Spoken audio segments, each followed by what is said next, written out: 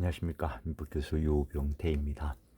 오늘 요 정민민사법 완전정복 표지를 한번 펼쳐본 이유가 이게 21년도인가에 이걸 가지고 유튜브 촬영을 했습니다. 그래서 요 민사법 완전정복은 계약법 총론하고 민법 총칙하고 계약 과정에 맞게 책을 서술했었는데 일반 사람들이 몰라서 일단 저 책 원고는 이제 폐기하고 다시 그냥 기본 그 민법 편제로 돌아왔는데 뭐 지금 하는 거는 민법 총칙 그리고 그 계약법이라고 또 한 것도 또 채권법 안에 계약법이 있다는 걸 모르는 사람들도 있다는 거죠.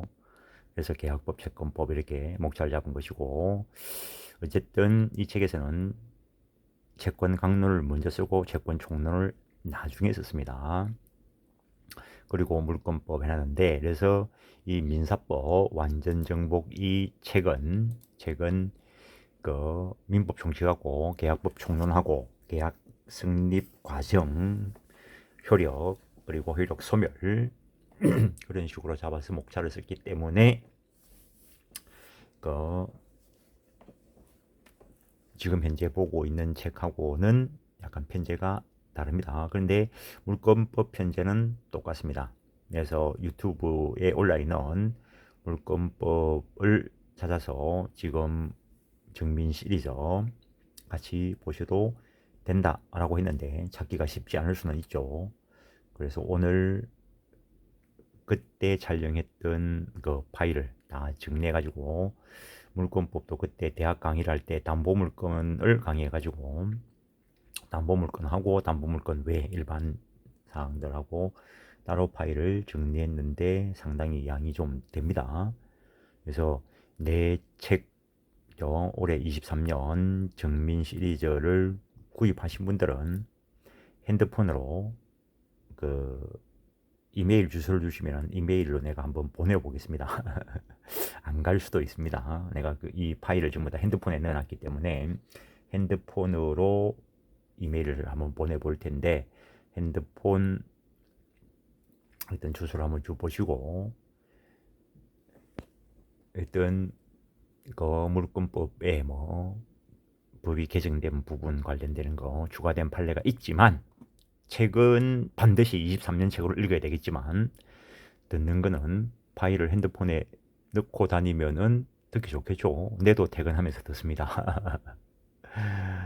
그리고 그때는 채권법 총론이 기본적으로 편집 안 되고 정리 중에 있어가지고 그때는 채권 총론을 송덕수 교수님 교재를 가지고 유튜브 촬영을 했습니다. 당연히 그 유튜브에는 송덕수 교수님 교재를 읽어드리는 거고 그 책 내용을 화면에 올릴 수는 없죠. 그러면 저작권 침해가 되니까.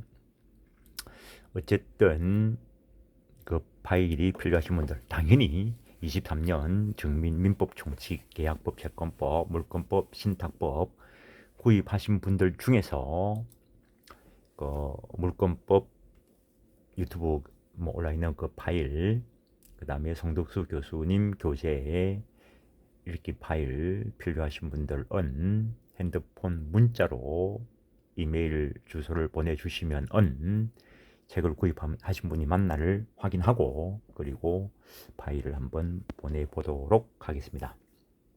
어쨌든 지금 이 시간은 민법 책 읽기 시간이고 유튜브에 있는 거 반드시 보시라 했습니다.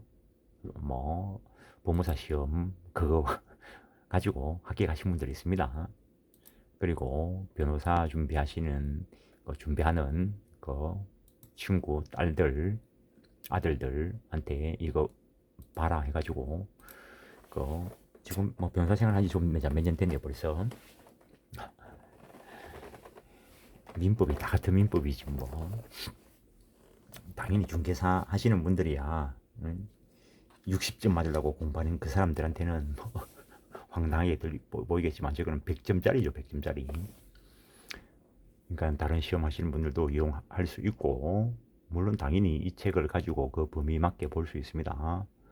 그 다음에 중앙법률교육원에 그 올라 있는 거는 그 법무사 시험용입니다. 내가 왜 법무사 시험용이라고 썼나 하면은 앞에도 말했지만은 민법은 내가 법무사가 최고라고 봅니다. 민법만 가지고 민법이 되는 게 아니고 등기, 공탁, 집행이 다 종합적으로 돼야 되기 때문에 법무사 민법의 법무사 뭐 민법만 하는 게 아니고 등기, 공탁, 집행 다 포함해 가지고 하여튼 도액민법을 들으시라고 했고, 민법 총칙은 이제 거기에 올라 있고 뭐 촬영 계획이 있지만 뭐 내도 그 촬영 전체에 뭐 내 모든 걸 다 갈 수는 없으니까 지금 현재 민법 총칙은 올라 있습니다. 그다음에 그 파일을 그 채권총론 송덕수 교수님 거, 그다음에 물권법은 이정민 시리즈 가지고 들을 수 있는 파일을 책을 구입하신 분들은 이메일 주시면 내가 보내드리겠다 했습니다. 그리고 책 구입은 반드시 문자로 주십시오. 네, 전화 받고 통화하고 이럴 시간은 없습니다. 상담도 해야 되고. 하여튼 그 정도 차치를 하고 오늘 진도를 한번 보시는데, 뭐 도의 책에 있는 거 그냥 간단하게 한번 보면은 뭐 갑에 대한 주 채무자가 어리고 보증 채무자 병이 있는데, 이게 소멸시효 3년짜리일 경우에 그 주 채무가 어떤 이유에서인지 소멸하면은 당연히 보증 채무의 부정성 때문에 보증 채무도 소멸됩니다. 근데 주 채무에 대한 시효 중단 사유가 발생한 경우, 근데 여기서 갑이 을에게 주채무 이행 청구의 소를 제기했다면 주채무 시효 중단이 되고, 주채무 시효 중단이 되면은 이것들은 다 보증채무에 영향을 미쳐서 보증채무도 시효 중단이 됩니다. 근데 주채무자에 대한 이행 청구의 소가 채권자 갑이 승소 확정 판결을 받으면 주채무는 10년으로 연장된다는 거죠. 근데 이 주채무 10년 연장되는 효력이 보증채무에도 영향을 미쳐서 보증채무도 10년으로 연장시키는가에 대해서는 아니다 라는 게 그 판례이고, 기간을 연장시키지 않고 그대로 종전의 성질대로 시효 보증채무 그 시효 기간은 3년이라는 거. 그래서 채권자가 그대로 둬버리면 이 확정 판결 입고 난 뒤에 3년 지나 버리면 보증채무는 이제 소멸돼 버린다는 겁니다. 반대로 똑같은 위 사안에서 갑이 병에 대해서 보증채무 이행 청구의 소를 제기했습니다. 그러면은 확정 판결에 의해서 보증채무는 10년으로 연장되지만 주채무에 대해서 갑이 별도의 청구 등을 하지 않았다면 보증채무가 10년 연장된 게 주채무를 연장시키지는 못한다는 거. 그러면 주채무는 3년짜리죠. 그러면 보증채무가 시효로 소멸하지 않아도 주채무가 시효 소멸돼 버리면 보증채무는 부정성에 의해서 소멸된다는 이야기를 하고 있는 겁니다. 그 정도 하시고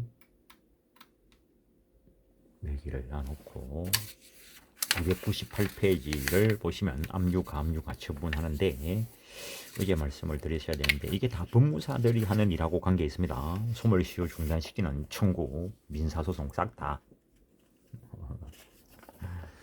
뭐 행정심판, 행정소송, 그다음에 형사고소장. 일반인들이 뭐 형사고소장 쓰는데도 뭐 변호사를 이용을 하던데, 형사사건에 있어 가지고는 고소장을 접수하면은 나머지는 수사기관에서 다 진행을 하죠. 일단 소송, 지급명령 신청, 뭐 그다음에 최고 거기에 결국에는 내용증명 보내는 거죠, 일반적으로. 그다음에 압류, 가압류, 가처분. 이쪽은 뭐 시험 범위에 들어가는 건 법무사 시험에만 들어가지. 모든 시험에서 압류, 가압류, 가처분은 법무사 시험에서만 그 집행법과 관련돼서 독자적으로 시험 범위에 들어가는 거고. 그 뭐 옛날에 어디에 뭐 내도 뭐 행정사 자격증을 가지고 있으니까 뭐 올해도 행사 실무 교육을 받았지만 행사 실무 교육을 받으러 가니까 자기가 뭐 어디 경매사 자격증을 가지고 있다고 경매에 대해서 전문가라고 이야기하는데 내가 참 경매의 바탕이 되는 것도 민법입니다. 등기의 바탕이 되는 것도 민법이고 소송의 바탕이 되는 것도 민법입니다. 그 정도 하죠. 강번해 볼 필요도 없고 모르는 사람은 모르는 대로 나눠야 뭐 아는 사람의 혜택을 보지 뭐. 298페이지 압류, 감류, 가처분 표는 한번 확인하시고 밑에 동그라미 1번 압류는 확정 판결 기타 집행 권원에 의하여 행해지는 강제 집행이고 금전 채권에 대한 감류, 비금전 채권에 대한 가처분은 장래 강제 집행 불능 또는 현지 곤란한 것을 염려하여 집행기관에 의해 강제 집행할 것을 대비하는 보전 절차다. 중단 효력 발생 시기는 소제기에 준하여 명령 신청서리 다설과 판례다. 압류할 물건이 없어 집행 불능으로 그치더라도 일단 권리를 행사한 것이라면 시효 중단의 효력이 생긴다.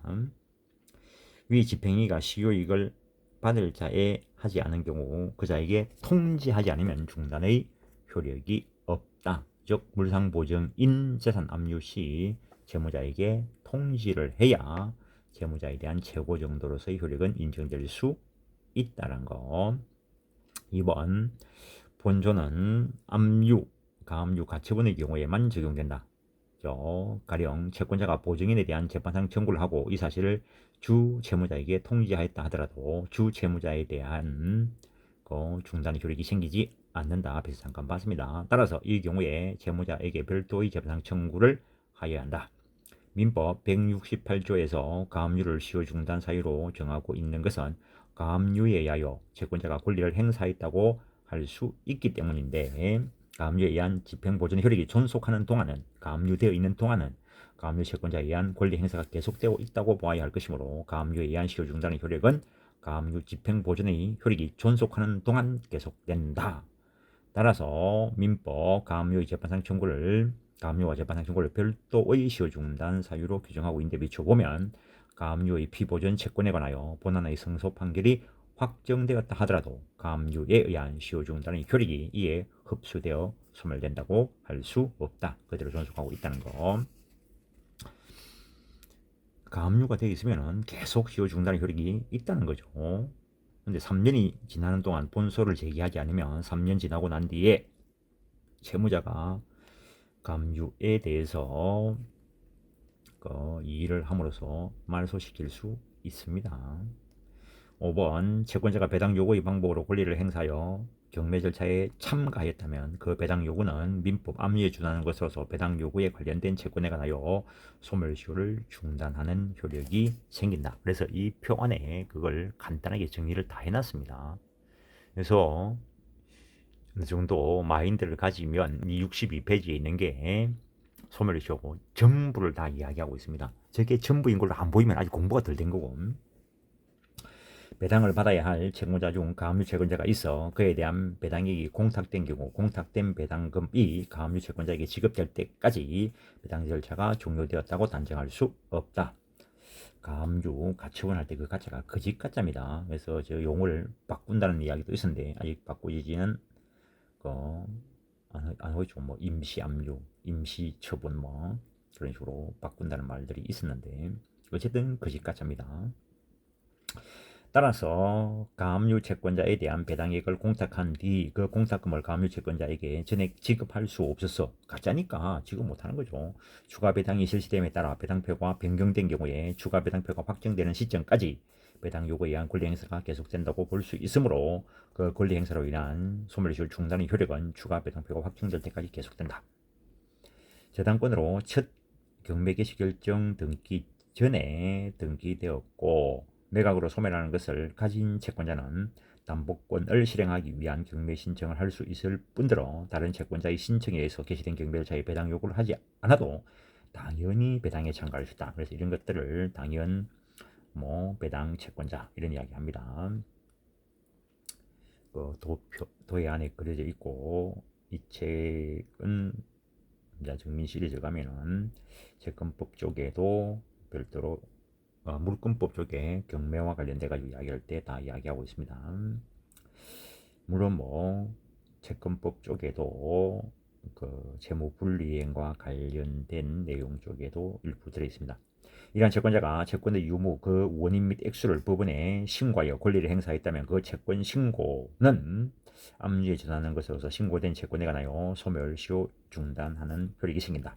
그러나 민법 압류, 가압류, 가처분은 권리자의 청구에 의하여 또는 법률 규정에 따르지 아니함으로 인하여 취소된 때는 시효 중단의 효력이 없다고 규정하고, 민사집행법 경매 신청이 취하되면 압류 효력이 소멸된다고 규정하고 있으므로 경매 신청이 취하되면 특별한 사정이 없는 한 압류로 인한 소멸시효 중단의 효력이 소멸하는 것과 마찬가지로 위와 같이 첫 경매 개시 결정 전에 등기가 되었고 매각으로 소멸한 재단권을 가진 채권자의 채권 신고로 인한 소멸시효 중단의 효력도 소멸한다. 그리고 재단권자로서 첫 경매 개시 결정 등기 전에 등기되었고 매각으로 소멸하는 것을 가진 채권자가 다른 채권자의 신청에 의해서 개시된 경매 절차에서 채권 신고를 하였다 하더라도 그 채권 신고에 채무자에 대하여 채무 이행을 청구하는 의사가 직접적으로 표명되어 있다고 보기 어렵고 채무자에 대한 통지 절차도 구비되지 않았으므로 별도로 시효 중단 효력인 재고 효력은 인정되지 않고 경매 신청이 취하된 후 6개월 내에 위와 같은 채권 신고를 한 채권자가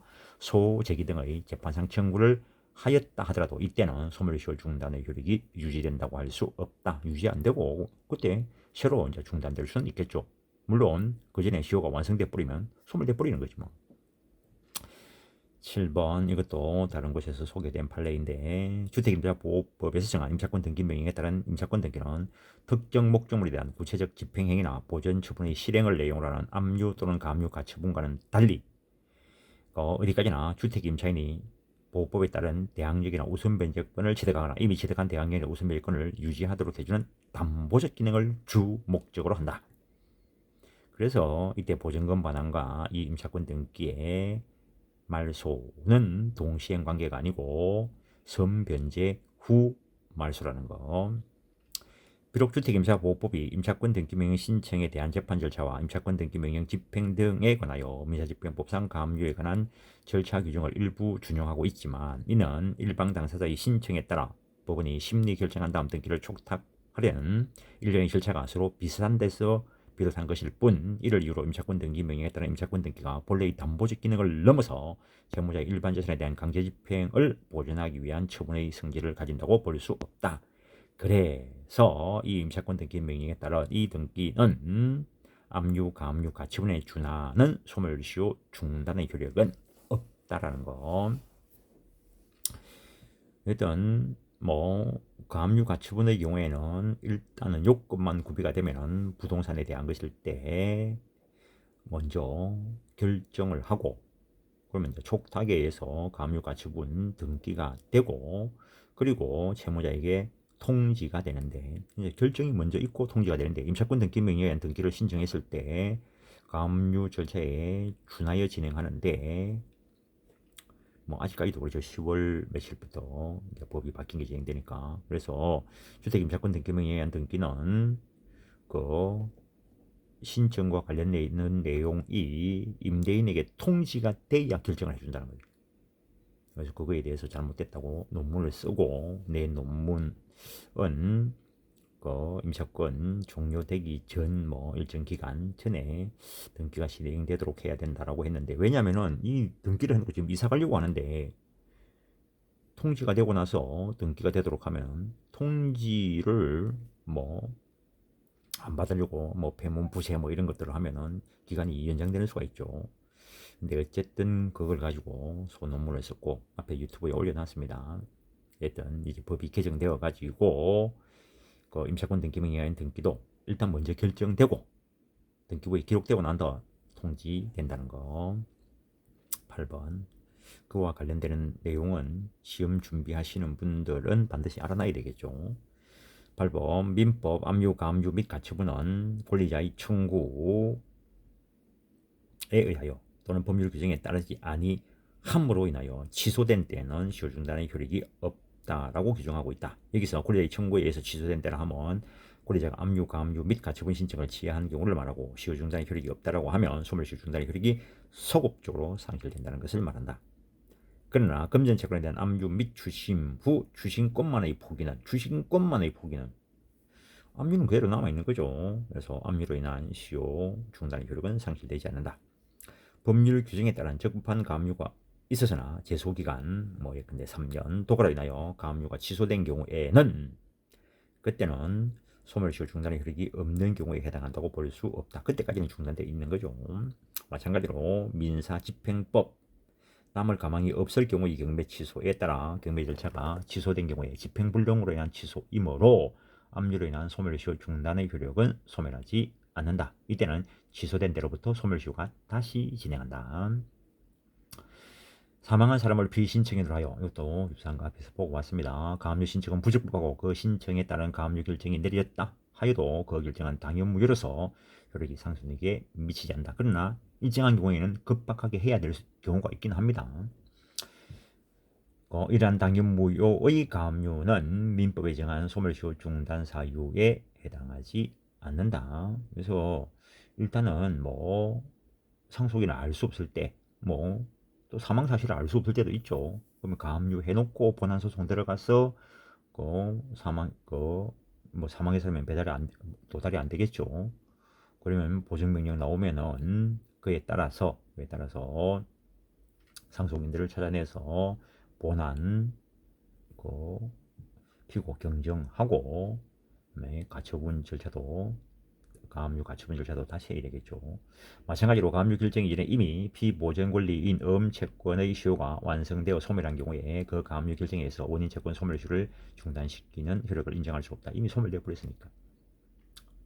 채권자가 물상보증인이나 저당부동산의 제3취득자에 대하여 그 피보전채권의 실행으로서 임의경매를 신청하여 경매법인이 경매개시 결정을 하고 경매절차 이해관계인인 채무자에게 그 결정이 송달된 경우에 시효이익을 받은 채무자는 민법에 의하여 피담보채권 소멸시효 중단 효과를 받는다고 보아야 한다. 이와 관련된 것도 도액책을 살짝 보면